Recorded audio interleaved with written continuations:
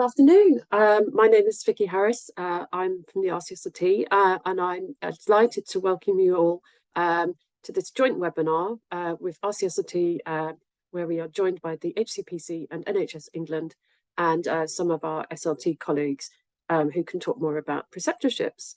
I can see many of you trickling in now and the numbers are going up, which is great. I'm now going to do a little bit of housekeeping. Okay, thank you. So just to let you know that Justinia is our RCSLT host and she's on hand with any technical queries that you have. Please use the chat button, which is a symbol of a little speech bubble, if you have any questions around technical stuff. Also, we have a Q&A button, so if you have any queries for the panel, you'll be able to ask them at the end, and please do submit questions using that Q&A button, which is the two icons of speech bubbles. And I should let you know that this event is being recorded and we'll make this available on the RCSLT website along with presentation slides. And we will also take all of the Q&As that we get and make them into an FAQs document for you as well, so that those will all be provided in due course. Okay, so I'm going to do some introductions now. So thank you, Hannah, for moving the slides. Yes, so if you could move on to the next one, please, Hannah. Thank you. So we have 4 panelists here today. We have Dr. Claire Smith from the Solent NHS Trust. We have Mark Platt from the HCPC. We have Amanda Weaver from NHS England, and we have Christine Ward from the Derbyshire Community Health Services NHS Trust. And I'm going to start by introducing Dr. Claire Smith, who's going to talk us through the leadership, the preceptorship guidance. Sorry, stumbled on my words there. Thank you. Over to Claire. Thanks. Hello, everyone. My name's Claire Smith. I'm consultant speech and language therapist in Solent NHS Trust, which is a large community and mental health trust in the south of England. And the reason that I'm on this panel is because I'm the lead author for the preceptorship guidance that is up on the RCSLT website. I'm going to talk you through that guidance. So my talk's going to be a little bit of a show and tell so that you're going to be able to navigate through that guidance whenever it's convenient for you to do so. I'm sharing my screen, which is the website, and I'll work through that with you. First of all, I just want to reference how our work in the RCSLT has dovetailed as well with HCPC and NHS England. So HCPC and NHS England, when they were Health Education England, started a piece of work on developing some preceptorship guidance. And this was a tripartite effort between those two bodies, but also then with the professional bodies. So in our case, with the RCSLT. I'm not going to talk through quite a lot of the guidance that's on our website because Mark and Amanda are going to talk through that later on. But what I will do is navigate you through the guidance and highlight areas that are specific to the Royal College of Speech and Language Therapists and to our profession that we've added in that guidance document. So you should be able to, can I just have a thumbs up from Vicky, if you can see the website? Fantastic. Okay, so I've come to the home page because actually I thought best for you to know how you can find this guidance. So if you click on search and type in preceptorships, you can see that a tile comes up for you, and that will take you directly to the preceptorship guidance. Now, before I talk you through the guidance, I just want to highlight all the contributors to the guidance. And really just to talk you through the fact that we've had a really broad range of opinion and perspective. So 15 contributors to our guidance from all 4 nations, certainly from all nations. I think Northern Ireland was included, but certainly Wales and Scotland were included. We've had contributions from people from the acute sector as well as the community, from independent practice, from clinical academics, and also from experienced and senior clinicians, but also from newly qualified practitioners. So I do hope that this does give you a fairly comprehensive view from a range of our members. So I'm going to take you back to the introduction.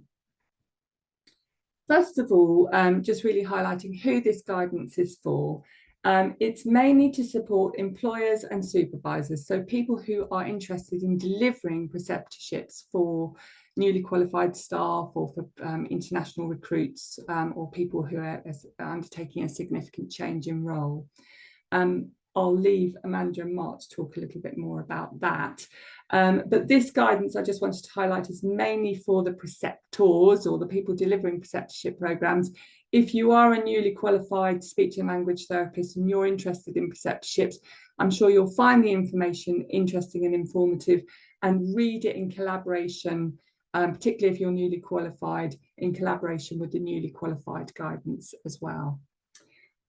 So the pages should hopefully give you an understanding of the definition of preceptorships and background information as to how the guidance was developed.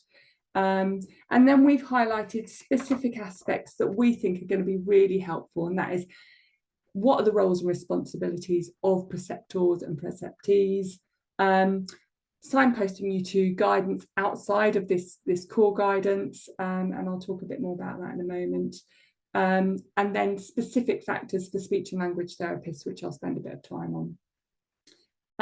And also we've got some case studies which should give you a flavour of what it feels like to be a preceptee and a preceptor. So first of all, just a bit of a walk through the definition.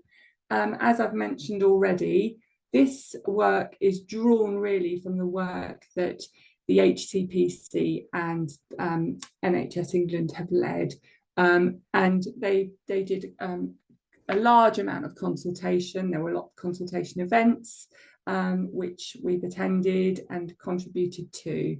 And so there are a range of definitions of preceptorships, but the definition that we've highlighted is from the HCPC guidance. What it shows you here is what a preceptorship is and what a preceptorship isn't. And I think one thing that will come forward both in the presentation and the questions is that there's some confusion sometimes about the preceptorship and the development of newly qualified competencies. And for clinically specific roles, such as working in the justice system or eating and drinking competencies, we just really want to highlight that the preceptorship sits alongside those developing competencies. And absolutely a really good quality preceptorship would incorporate that, so that a new member of staff would feel really supported in all aspects of their learning.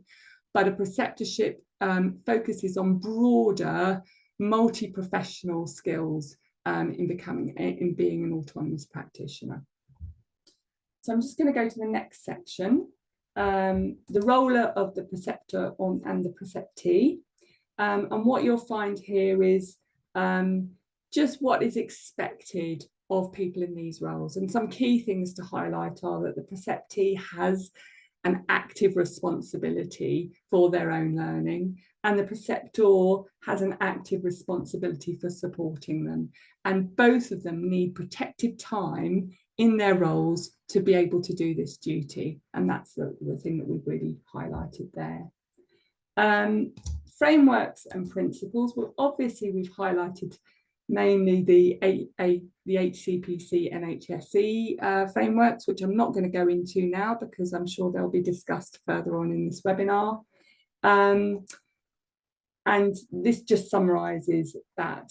We tried to highlight in the RCSLT, because what we didn't want to do is just duplicate what HCPC and NHS England have produced. So we have tried to highlight areas where there are profession-specific considerations. So you'll see here that the principles for preceptorship framework offers that multi-professional guidance, but there are elements which highlight profession-specific considerations. So we've highlighted there various principles and where you might want to think about, well, what does this mean for speech and language therapists?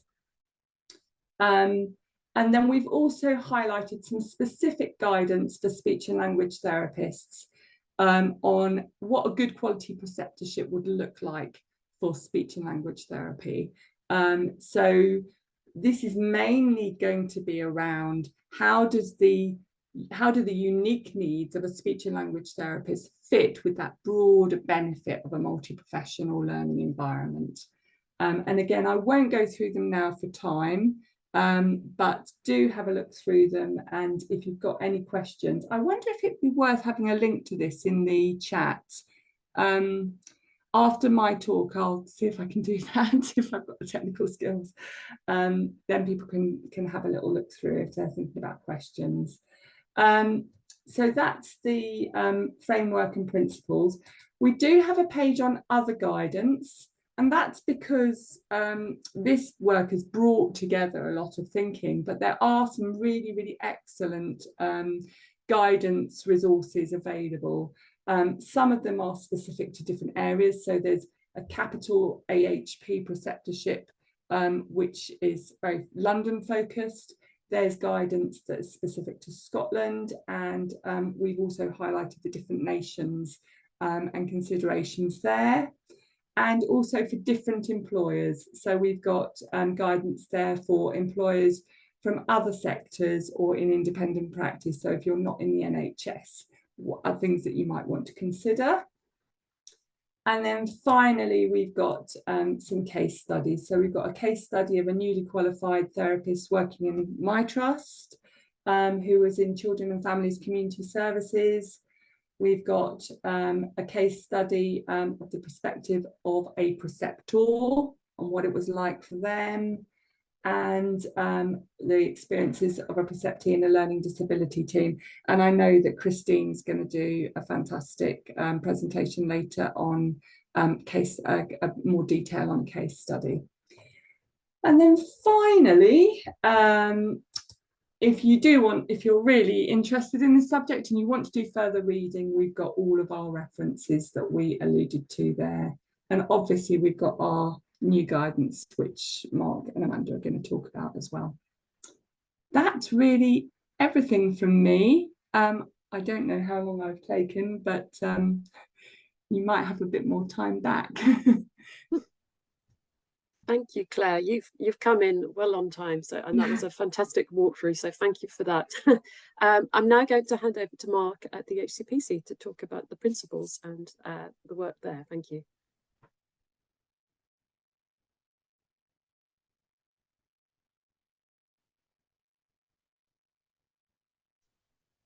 Great, thank you, Claire. So my name's Mark Platt. I'm the policy lead at HCPC, and I've been responsible for the work that we've been doing over the past year and a half on developing our principles for preceptorship. A quick reveal is that our principles, although we've published them in our consultation response document, we're still working on the final document that will contain them, which we're hoping to publish middle of October probably. We're trying to align those with work that's going to be published by colleagues from NHS England. If I could have the next slide, please. So just a little bit about HCPC. So we are a professional regulator. We regulate 15 professions covering over 300,000 registrants.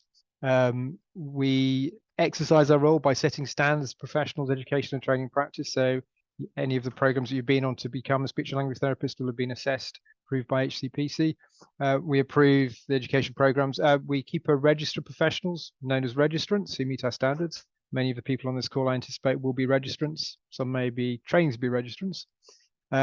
We active professionals on our register do not meet our standards. And also we act to stop unregistered practitioners from using our protected titles. Preceptorship fits into that work by helping support HCPC registrants from all of the 15 professions, and we oversee 33 titles, at what we call key moments of transition, which Claire alluded to in her presentation. So for us, that's newly qualified professionals, which is where most people who have heard of the term preceptorship will have experienced it or be aware of it, usually from nursing and midwifery colleagues. We're also extending that to people returning to practice after a time away. So that can be for parental leave or family care needs, or for a long career break. That can also be people coming to work in the UK for the first time. So that would be for HCPC through our international registration route. And then also people at career transition points. So that can be promotions, it can be taking on new responsibilities, changing work locations. All of these are points in someone's career, someone's role journey, where they might need support to be confident in their role. If I have the next slide, please. So again, Claire gave a little bit of a background, and we talk about this as being developed in a tripartite way, that we've had colleagues and representatives from the various professional bodies that we work with, and also registrants, and also colleagues from the NHS bodies across the 4 health and care systems of the UK. So we developed our principles through stakeholder engagement, and then we ran a consultation took place over autumn 2022, which hopefully some of you, if not all of you, might have participated in, and give us your feedback. We had a very good response rate to that consultation, which I think demonstrated, as have the numbers of people that I know have signed in for this webinar, the interest in preceptorship and understanding it and being able to make use of it. The principles were approved by our council in February of this year, which seems a long time ago now, but it's not that far away. And then we published in our consultation report, which gave information about how we'd reviewed the feedback we had to the consultation and engagement. That was published in March 2023. I'll put a link in the chat at the end of my presentation so you can see where that document is. But as I say, we're actually working to produce a final, more glossy document, which will have a lot more supporting information. Our principles are high level.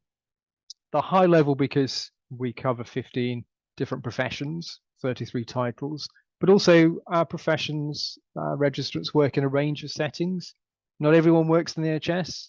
Not everyone works in a big organization. Some people work in smaller organizations.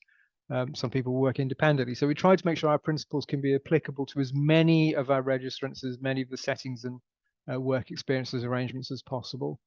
But they're also supportive to HCPC's, I'll describe it as regulatory infrastructure. All of our registrants are required and expected to do continuing professional development, and we see that preceptorship can play a role in that. Being a preceptor, someone who provides support, is a very good way of demonstrating an element of continuing professional development, for example. Can I have the next slide, please?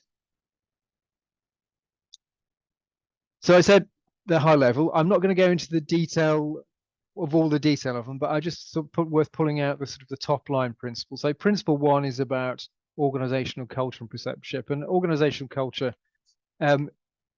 is really a key element of delivering preceptorship, because the organization needs to be supportive of preceptorship conceptually, but also to provide the support for it to be delivered.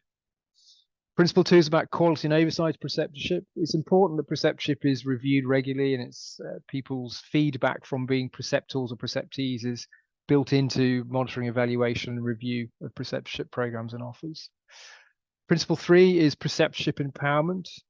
Preceptee empowerment. And that's very much about, we see preceptorship as something, as Claire said, that is an active part of someone's career.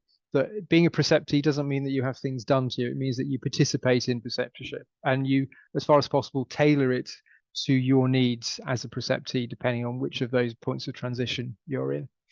Principle 4 is preceptor role. And again, as Claire pointed out, it's important that people who are providing support to preceptees, people called preceptors, are given the support they need. That could include protected time, but that can also include training materials or supportive information or connections into other bits of the organization that they might need to draw on. And then principle 5 is about delivering preceptorship programs. And that's, again, taking back to principle 1 about how to make sure that they're delivered well, and they take into account the needs of the organization, the workforce, individual preceptees and preceptors. Each one of those 5 principles has supporting information that can more clearly elucidate how those can be met or delivered. Our principles connect to the NMC principles, and for those of you who have nursing midwifery colleagues or have been exposed perhaps through programs that have been based on NMC principles, you'll see there's some alignment, but we recognise that our registrants, whether or not you fall under the AHP banner or not, because in the different parts of the country there are different professions that sit under that banner, that our professions are very different to nursing midwifery. Although there are some similarities, we need to make sure that our principles and the supporting information we provide is tailored to the needs and experiences of our registrants. If I could have the final slide, please. Thank you. So, as I said at the beginning, intending to publish our final document later in, so this is this month because I was in October, but we're still in September, but middle of October we're looking for. That document will have supporting information on how to use our principles. Some of it is very much aligned to the information that Claire has already put up that's on the RCSLT web pages for preceptorship. So it's nice to see that there's that alignment between us. And also we have some case studies, preceptorship arrangements, different drawn from different professions. There'll also be supportive information on our web pages, and our professional liaison team are working to develop content and also looking to do some webinars as well that will be available to our registrants. As Claire also, I'm going to do a lot of, as Claire also referenced, we've been working with the 4 systems across the UK because we recognise that the work that we did was initially started by engagement with NHS England, Health Education England as was, but there are preceptorship arrangements or developing preceptorship arrangements in the other parts of the UK. So there's the Flying Start programme in Scotland, there's developing work in Wales, there is some early work going on in Northern Ireland. We recognise that preceptorship, our principles are high level, but we recognise that there'll be different experiences of people receiving and delivering preceptorship depending on which of those 4 systems they're in. And we set up a group that we're going to continue engagement on that, so that our work isn't just published and then we move on to something else. This is an active area of support we want to engage with going forward. And then we recognise, and this is probably very, very pertinent in terms of colleagues on the call, that not all registrants work in large organisations, in big settings where there are heads of learning and development or there are special teams. So we want to do some further work to look how we can support registrants who are working in, describes it on non-NHS settings, but appreciate that actually there are some NHS settings that might be small as well. But thinking there about people working in independent practice, people working for voluntary and charity organisations, or people working as solo independent providers, so working by themselves. So that's some work that we're looking to progress over the next couple of months, probably looking to have something ready to take to a council for publication spring of 2024. That's it for me. I'm going to be handing over now to Amanda, who will give you the detail on the NHS England work. Thank you. Thank you, Mark. So my name is Amanda Weaver. I'm the AHP Preceptorship Workforce Lead at NHS England, part of what was Health Education England previously. And just to reiterate, this is about working in partnership. This is about working in collaboration. And as Mark has mentioned, we've got the HCPC as our regulator, providing that high-level AHP guidance for us on the preceptorship principles. And then we've taken that forward to look at how can we take those principles forward? How can we then implement them into practice? And that's one element of our programme, which I'll explain to you as we go through. But what I would say is that the work we're doing has been in collaboration, and there's been a lot of stakeholder engagement with the Royal College of Speech and Language Therapy and other professional bodies with all of this work, and not just across NHS settings. So although we are based as NHS England, we've been doing a lot of work with private, independent, voluntary organisations, so that actually this is relevant and transferable to any setting. So it's just important that when we're thinking about the bits that we're going to share with you, it is transferable across those settings. It's not just for NHS-based settings. Next slide, please. Next slide, please. So as just to plant this in strategy, it's really important that we think about preceptorship because it is in the NHS long-term workforce plan. That long-term workforce plan is an iterative process. So there is plans to review that plan and update it on a regular basis. But within that, it does mention that good preceptorship is key for the wider workforce. And although it mentions our nursing and midwifery colleagues particularly, That is because they already have the NMC preceptorship principles, and they also already have their frameworks in place.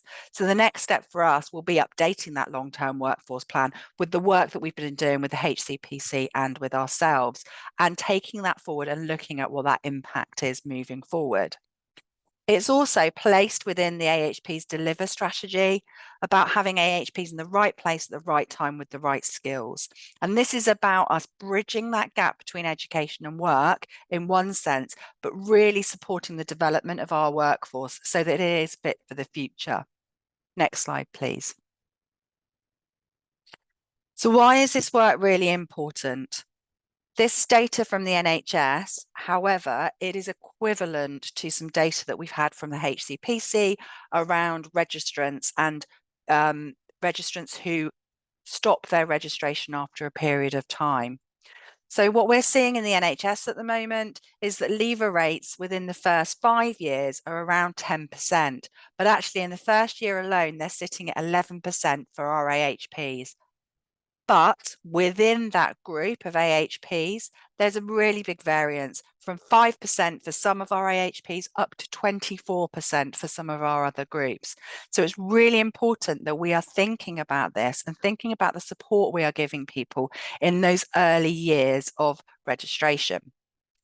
The reason we hear from people why they're leaving is around that their workload, and around the demand and the expectations that are placed on them when they move into role.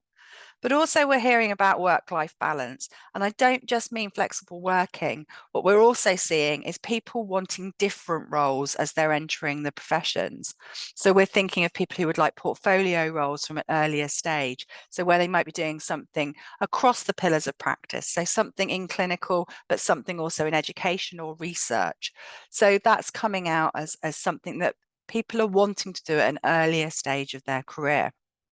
What we're also hearing is that people want that continuous development and not just continuous professional development when they move into more senior roles. They want that when they're beginning their journey. But what we do hear really loud and clear from all of our stakeholder engagement and from all of our research that we've been doing is that people want to feel valued, they want to feel part of a team, and they want to feel like they belong within their organisation. And that's where preceptorship is based and where it can have a massive impact. Next slide, please.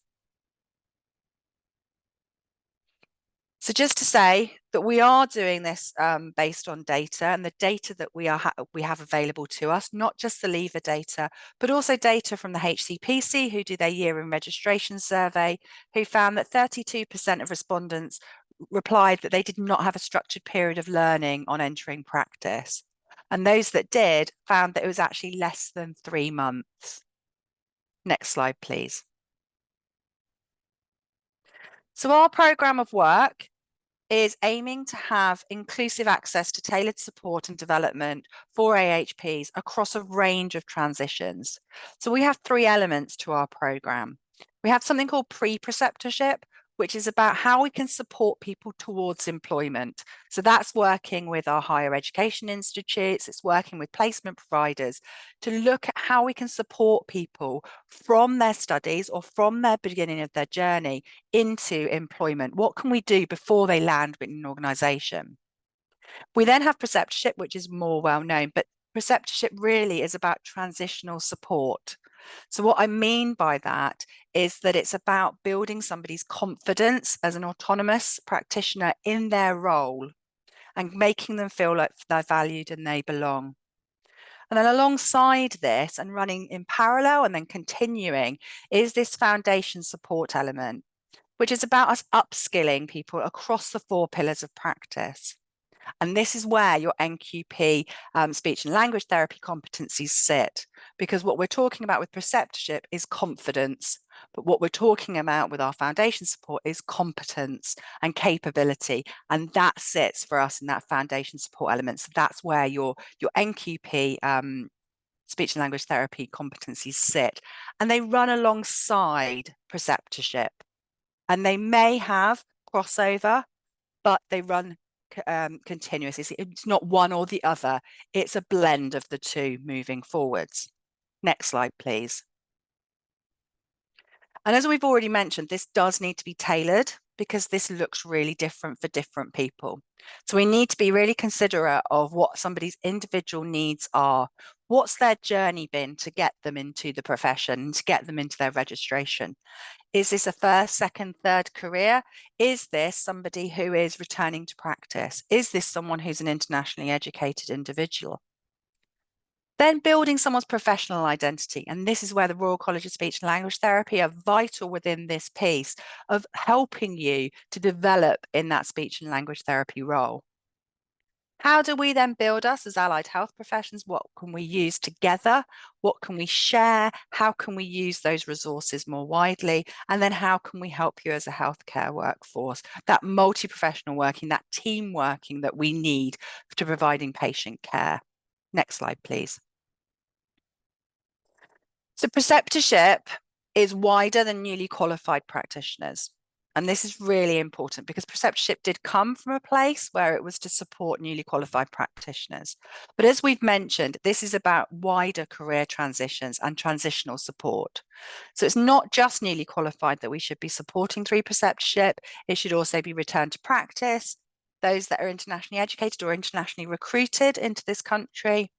But what we also found from our engagement and the consultation the HCPC did was there's a need for this within people who are returning from long periods of leave. So that may well be people returning from paternity leave, maternity leave, parental leave, but also long periods of sickness maybe. And then what we're also hearing is about that transitional support that's needed when you move from one organisation or one workplace setting to another. So with that, I'm thinking about people that are moving maybe from the NHS into social care, those that are moving from private or independent settings and moving into the NHS. So we're thinking maybe FCP, ACP roles, but also those that are moving completely within those settings. What we're not thinking there, just to clarify, is someone who's moving from a band 5 to a band 6 role or a band 6 role to a band 7 role within the same organisation. This is about those transitional support needs for that confidence building part within their setting that they're in. Next slide, please. So the benefits we've already mentioned, but it is about developing confidence, feeling valued, feeling welcomed. But there are definite benefits for the preceptor as well. And this is about setting people up for lifelong learning, but also developing supportive skills like coaching, mentoring, and supervision skills that will bring those elements into your role as a preceptor. Next slide, please. But the benefits are much wider than that, because actually we can then build a more confident AHP workforce, and this supports our recruitment and retention. And what we want to do is obviously keep people within their roles, keep people within their professions, but also we're already seeing that those organisations that are offering preceptorship programs, it helps to support their recruitment, and it's an attractive proposition for people coming into organisations. But at the heart of all of this is about providing enhanced care for patients, and we must keep that in sight with all of the work we're doing with preceptorship. Next slide, please. So at the moment, we know that 64% of organisations within England who replied to our data collection are offering preceptorship to all of their AHPs. But then we'd also know that that means that there's 24% that are only offering to some of our AHP groups and 12% that aren't offering preceptorship at all to our AHPs. So what we already see is a very varied landscape in what's being offered. We did have 71% of NHS trusts that responded across all of the regions of England. And actually all of our AHP groups, including speech and language therapists, were included. And actually, from what you can see, speech and language therapists were included in 119 of those organisational responses. Next slide, please. So this is just to let you know for some of the resources that are available from our programme to support you with preceptorship. And this is how it links the work that's been done by the HCPC, but the work that's being done by the Royal College of Speech and Language Therapy, and those resources that can help and support people moving forward. So next slide, please. So you've already heard about the framework. So the AHP Preceptorship Standards and Framework take the work from the HCPC and broaden this out for AHPs in particular. So this will have information on the background and context and how we've brought this work. This has come from research about what is good for AHPs, and it's very specific for our AHP workforce. It talks about why it's important, what is unique for AHP preceptorship, and a lot of this is around how we work together in various different settings, the part that systems can play to support preceptorship, and how we support some of our more small and vital professions to make sure that they can have access and support for preceptorship going forwards. Then we've extrapolated the 5 principles into 20 standards. And then we have a best practice framework that will support with activities and actions that can be done to provide high quality preceptorship. And this has all come from the best practice that we've found through the research that's been done. And it will also be supported with a toolkit of resources. So that will have some templates, but it will also have research. And again, that's going to be iterative, and we're hoping to build that as we move forward. As Mark mentioned, we have had some delays, but we are hoping to get this published very, very soon, and we'll keep you updated with the Royal College as well on this work. Next slide, please. So we also have some step to work, which is e-learning, which is available for pre-preceptorship and is fully accessible to anybody. It's full public access for this. And it can also be accessed from outside of the United Kingdom for those that are going through international recruitment as well. And we've already paid for the licenses so that that's a free resource that people can use to support them as they move into this country, and is part of NHSE's AHP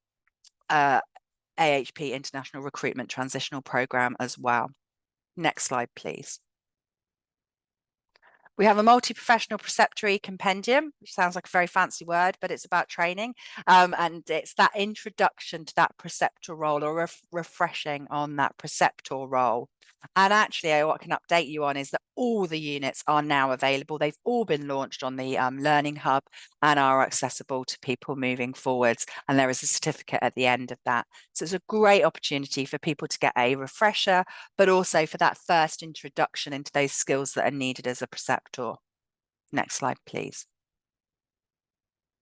We also have our own Learning Hub, which we are building as a repository of resources. And we do have specific profession links in one of the sections on profession resources, where we link in with the speech and language therapy resources as well, but very happy to share anything else that anyone may have from other areas. Next slide, please. Thank you for the opportunity today to come and speak to all of you. And just to let you know, you can keep up to date with what's happening with our programme of work by looking at our webpage, but also registering for our monthly newsletter, which will have updates on when things are about to be published and any events that we're holding also. So thank you very much, and I will hand over to Christine.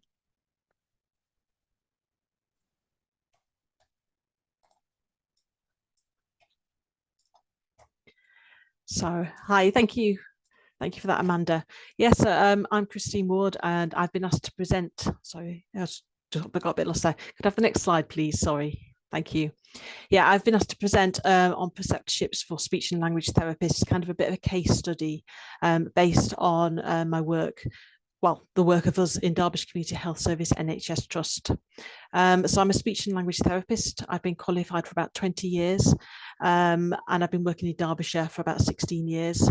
And in addition to that, over the last 6 months, I've been working for the University Hospital of Derby and Burton as their AHP preceptorship lead, supporting kind of a multi-professional preceptorship across a whole range of allied health professions, healthcare scientists, nurses, nursing associates.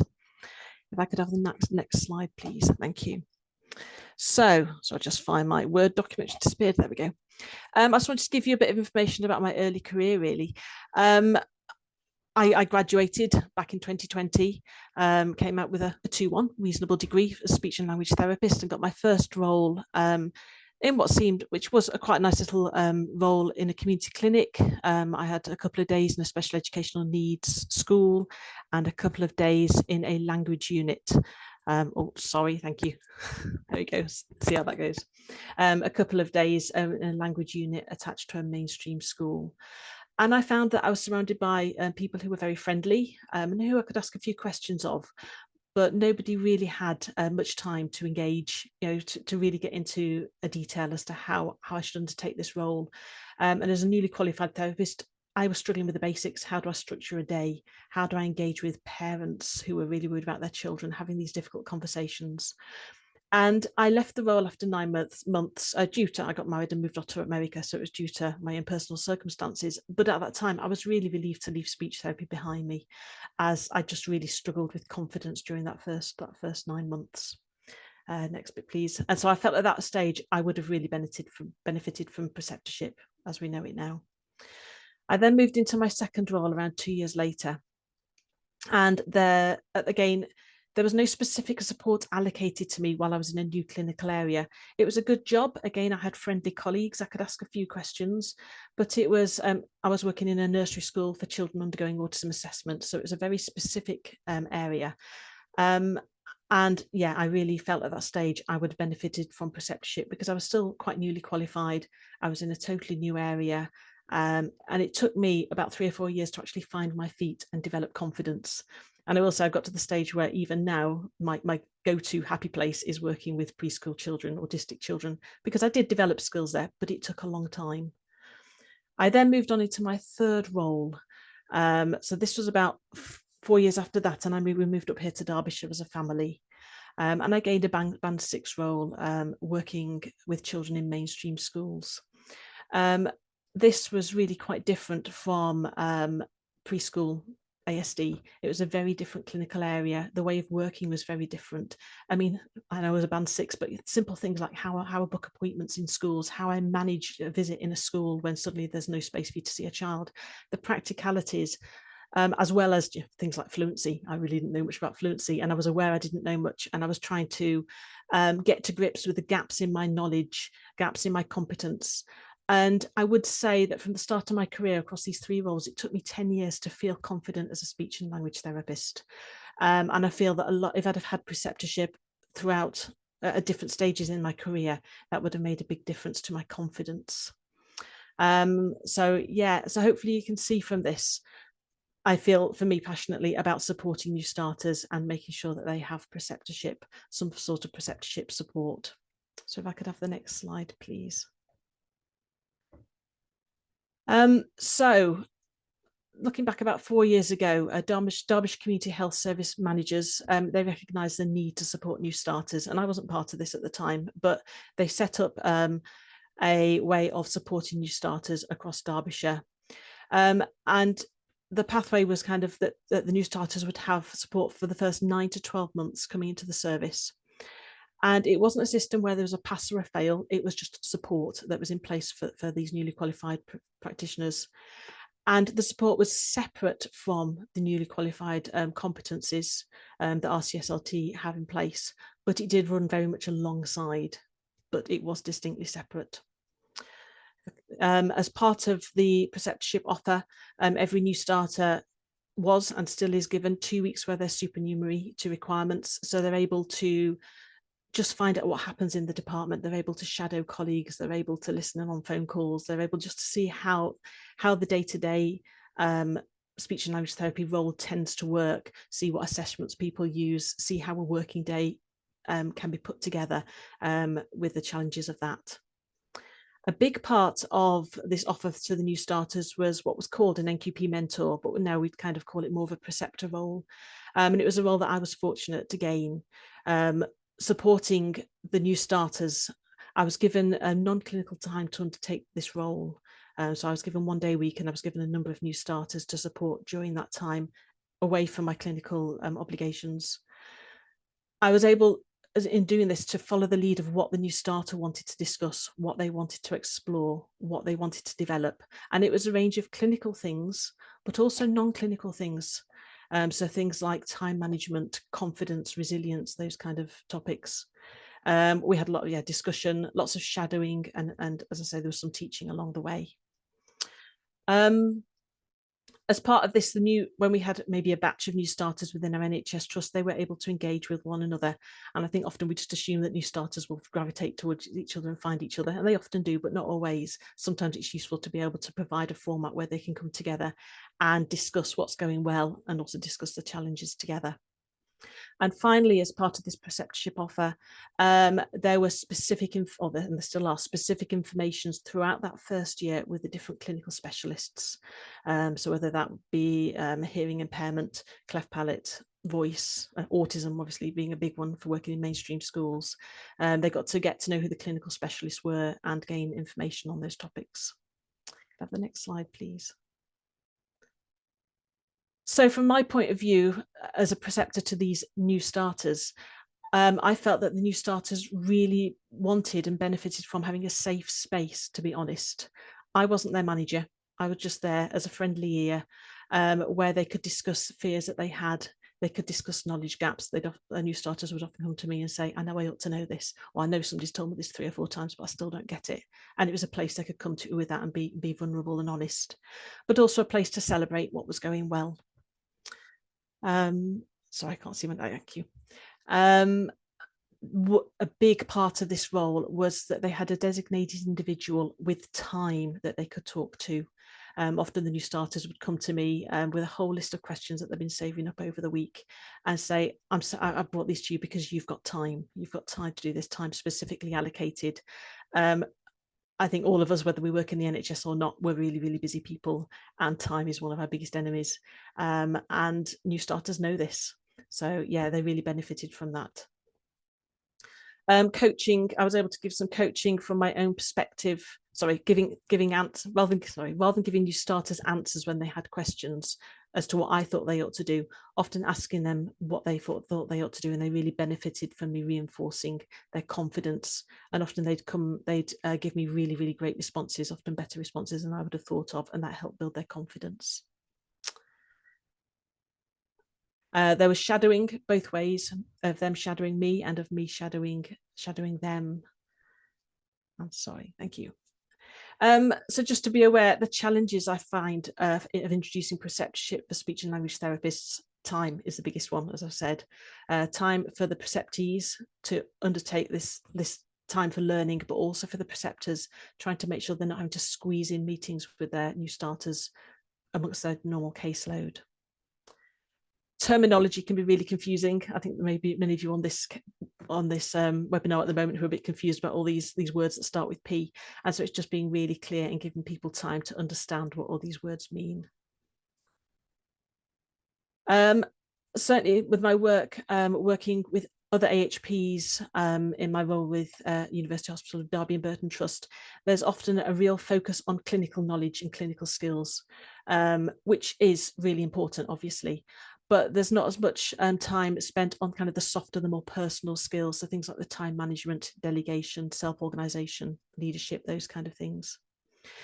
And just to be aware, I don't know if it's a challenge or not, but just to be aware, for those of you who do work within the NHS, you may have a multi-professional preceptorship within your trust.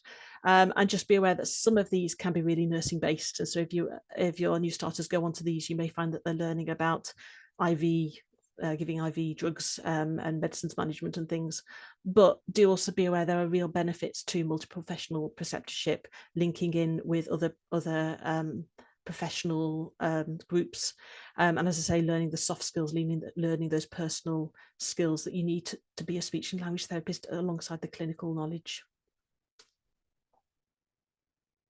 So the benefits that I noted of preceptorship for DCHS staff. So it ties in very much with a lot of what Amanda was saying. But for the preceptees, they benefited from enhanced confidence. They were eager and prepared for ongoing self-development after their first year, and were able to get up and running more quickly. Those here are just a few of the comments that we had from preceptors, just really showing that they really benefited and appreciated from the preceptorship offer that we gave. For the preceptor, so for me, myself, I developed my own coaching and leadership skills. Within this role, my self-belief, which was starting to grow by the time I got this role, increased an awful lot more, and led on to me, as I say, moving on to other roles and other jobs which I never thought I'd be doing. And increased job satisfaction. It's just nice being with junior colleagues and seeing them flourish. And then finally, in terms of the service, I don't know if it's going to pop up there. Yeah, thanks. We noticed that as we had students would see that the newly qualified staff within our service were well supported, and so they were more likely to come for interview, apply for jobs with us because of the support they could see there. And yeah, thank you very much for your time with that. And I'm going to pass on to Victoria. Thank you, Christine. Yes, thank you to all the presenters. That was a fascinating and very useful walkthrough. We now have about 7 or 8 minutes for questions. The Q&A has been on fire, I have to say. There's a lot of questions about how does this work with other things that are going on, particularly. Panelists have been trying to answer some of those questions live, but be rest assured, if we don't get to all of them, we will be doing an FAQs, which we will share with the slides when those are available. Okay, thank you. So I'm going to look at some of these Q&A questions that we haven't answered yet. I'm going to go to one from Erica, who says, as a manager, would I be expected to support my NQPs through both sets of competencies? I wonder if there's anyone on the panel who feels like they might want to answer that, please. I can come in, Victoria, if you want. Thank you, Amanda. So what we're saying is that preceptorship is not about competencies. There is no expectation to submit anything at the end of preceptorship. It is not about passing or failing preceptorship. Preceptorship is a supportive intervention. What we do recommend is that people do have a preceptorship portfolio, but this is about keeping your meeting sort of documents together, your action plans and your reflections, which is all part of your CPD. So it's not about doing any competencies around preceptorship as such. So yes, there is an expectation you would do sort of preceptorship alongside your NQP competencies. Thank you, Amanda. We've got an interesting one from Shasmita. I hope I've pronounced that correctly. Is there a practice educator forum where we can discuss preceptorship principles? Because it's a concept that's fairly new to her trust. I don't know if anyone is aware of this, or if it's something that RCSLT needs to look at. But again, I'll open it to the floor. I can answer that one. There are communities of practice for preceptorship. So sometimes there are communities of practices within a system. So it's probably worth exploring what you've got available from your AHP faculty. But otherwise, there are communities of practice that are running regionally. And I know that because I go to all of them and I give updates. So there are opportunities to get involved with those. So please do explore that with your AHP faculty first and see what's available in your area. Thank you, Amanda. Okay.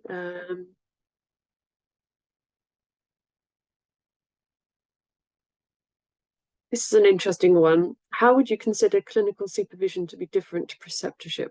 And again, Claire, thank you. Yeah, I'm happy to talk about that. So we've written quite a bit about that in our guidance document on the RCSLT website. Clinical supervision very much focuses on the actual clinical delivery of the job, and preceptorship, certainly in the larger trust. So I'm involved in a large trust, and we have a multi-professional preceptorship program. And I was just having a look actually on what the aims are of our preceptorship program, and they focus around what we would call those meta clinical skills, so professional skills, professionalism, leadership. So what the case study that's from our employee on the guidance document talks, the person who volunteered her story for the case study said that in the preceptorship that she did, they talked about leadership right from the get-go. So a newly qualified practitioner already thinking about leadership. And she said that really helped her because she then took on a band 5 when she moved into the second year or the third year, when she sort of finished her capabilities. Took on a band 5 for supervision or supporting schools and that. So that was really helpful. And the other thing that she did, which I think is really, as a clinical academic, I love this, is that they all do a quality improvement project as part of their preceptorship. So it introduces you to the world of improvement, research, and all of that supports the 4 pillars of professional practice. Whereas clinical supervision very much often, not always, not exclusively, but often really focuses on clinical delivery. And the nice thing about preceptorship is it provides a more well-rounded learning experience, I think, for individuals, where they're not just focusing on, well, the delivery that I do when I'm in face-to-face with clients. So I hope that's helpful. Thank you, Claire. And Mark has raised his hand as well. Do you want to come in there, Mark? Yeah, I mean, so from our perspective as the regulator, anyone who joins our register is competent in the profession they've qualified for. So for us, preceptorship is the confidence bit to be able to practice those skills that you've got in your training. And it's a key part of preceptorship being tailored then, because different people have different needs. It may help to support. And so the separation between supervision and preceptorship is that supervision is, as Claire said, very much around those technical competencies, those areas of practice. What we have recognized, though, in developing our work is that for smaller organizations, or where there are time pressures, or as we know across the NHS, there are workforce pressures, it may well be that someone who is providing supervision support is also asked to be a preceptor. So what we've said is that one person can do both roles, but they need to make a clear distinction about when they're acting in one and then moving to act in another. And that preceptorship very much should be about supporting and helping people to get to that level of confidence they feel able to go and deliver to the profession competencies that they are there on the register for. It's going to be very much dependent on where someone finds himself in terms of workplace, size of organisation and setting, and also what's available from their preceptorship offer. But that for us is a clear difference. Thank you, Mark. That's really useful. Thanks. We did have a question come in the pre-event questions about you know, what happens if you don't do this? What are the risks of not providing preceptorship? And I'm wondering whether Christine, you might want to start with that, please. I mean, yeah, I guess from my personal point of view, it's that confidence thing. I think there are some people who come out and they are confident. I certainly wasn't one of those. And yeah, not having that support with somebody I could just be honest with and bounce ideas around with, and somebody to tell me, yes, I was doing the right thing. Yeah, that made a big difference. And as I say, that was years on my career where I could have been developing into other areas. I was doing an okay job as a therapist, but I wasn't happy or confident myself. So yeah. Wonderful, thank you. And that's so key to the well-being and retention and all of those things that Amanda was talking about. I wonder if anyone else wanted to come in on that at all. Just to jump in on, I mean, Amanda has put the research that we've done from looking at our data, and you know, there are challenges with recruitment and retention. So we see preceptorship as being one of the key ways to support people on their career journey. And as Christine so eloquently put, often it isn't that people aren't technically competent to deliver, but it's that little bit of confidence to support. And we suspect that lots of people leave their profession, again, as Christine gave in her presentation, not because they're not able to do the job, but because they just don't feel they're in the right space. And preceptorship can really help with that. And of course, that has two effects. If you go into healthcare because you want to help people, feeling you're not able to help people, you leave the workforce. The people who are left there have one less person to provide care. The workforce itself and the organisations find stress and strains, and then the general public find they can't get the services they need. So it's a combination of things. It can help the individual, it can help the organization, it can help make sure that people get the care they need as well. And again, our key role as a regulator is public protection. That isn't just about going after the things are going wrong. It's also about helping to support the things to be better. And we see Preceptorship as being a key part of that process. That's very, oh, Claire, very quickly.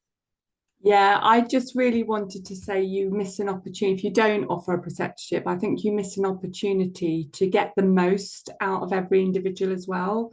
If you just want someone to go into clinic and do clinic, and not think about what they're doing, not think about whether it's based on the best evidence, not thinking about doing inquiry, not reflecting on their practice, then yeah, but the preceptorship enables you to really think broadly about the holistic environment that you're in. That's fantastic, and what a positive way to end this. Thank you to all the panelists and to the many participants who joined us. I'd just like to ask if you could do our quick survey to say what you thought about this event, please, to let us so we can continually improve. And thank you all for coming. Thank you, everybody. Goodbye and have a lovely afternoon.